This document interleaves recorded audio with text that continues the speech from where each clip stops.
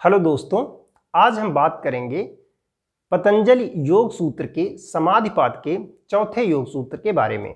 और चौथा योग सूत्र है वृत्ति सारूप्यम इतरत्र। वृत्ति सारूप्यम इतरत्र। अब योग सूत्र का मतलब समझते हैं। वृत्ति का मतलब है वृत्तियां, सारूप्यम का मतलब है कि सदृश या समान, इतरत्र, इतरत्र का मतलब है दूसरे समय में या फिर दूसरी अवस्था में।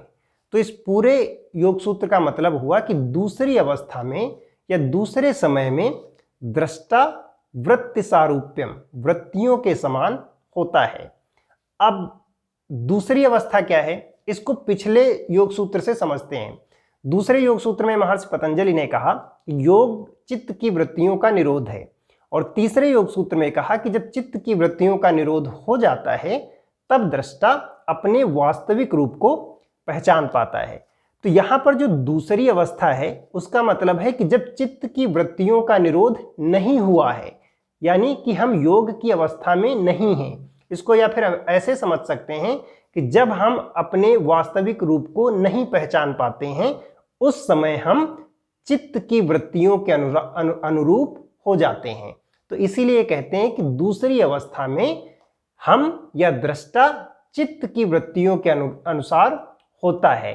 अब जैसी जैसी हमारी चित्त की वृत्ति होती है वैसे ही वैसे हम चीजों को देखते हैं, जैसे चीजों को हम देखते हैं वैसे ही महसूस करते हैं, उसी के अकॉर्डिंग हम एक्शन लेते हैं, और जैसे जैसे हम एक्शन लेते जाते हैं धीरे धीरे हम वैसे ही होते जाते हैं।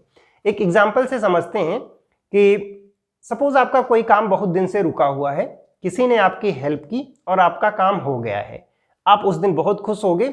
ज्यादातर लोग आपको उस दिन अच्छे लगेंगे क्योंकि किसी ने आपकी हेल्प किया है, तो आप ऐसे ही सोच रहे हो कि दुनिया बहुत अच्छी है, सब लोग बहुत ज्यादा हेल्पफुल हैं, और अगर मौका मिलेगा तो आप भी किसी न किसी की उस दिन या उसके बाद हेल्प करोगे। ये जनरल टेंडेंसी होती है क्योंकि इन्हीं चीजों से इन्फ्लुएंस होकर हम आगे बढ़ते रहते हैं। इसी का अपोजिट लेते हैं कि किसी ने आपके साथ धोखा दिया है या किसी ने आपके साथ बुरा किया है जिसकी वजह से आपका नुकसान हुआ है या आपको बहुत ज़्यादा परेशानी हुई है। आप मेंटली डिस्टर्ब हैं, आप बहुत ज़्यादा दुखी हैं। अब ऐसे में अगर कोई आपको अच्छी बात भी बताता है तो आपको वो बात अच्छी नहीं लगेगी क्योंकि आपका मन दुखी है। आपके साथ जैसा हुआ है आप उसी के अकॉर्डिंग धीरे धीरे होते जा रहे हो।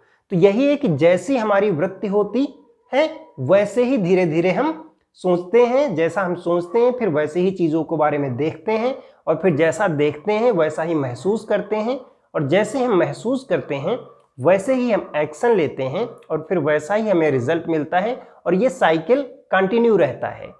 तो जैसी वृत्ति है वैसा ही हम काम करेंगे। अब ऐसा क्यों होता है कि जैसी हमारी वृत्ति है हम वैसा ही काम करते हैं? इसका एक रीज़न ये भी है कि जो भी चीज़ें हैं जो हम महसूस करते हैं, देखते हैं, सुनते हैं, ये हम अपने 5 सेंसेस के थ्रू करते हैं, और हमारे सेंसेस आउटवर्ड हैं। मतलब हम सुनते भी बाहर से हैं, देखते भी बाहर की चीज़ें हैं, महसूस भी जो बाहर से होता है उसको करते हैं।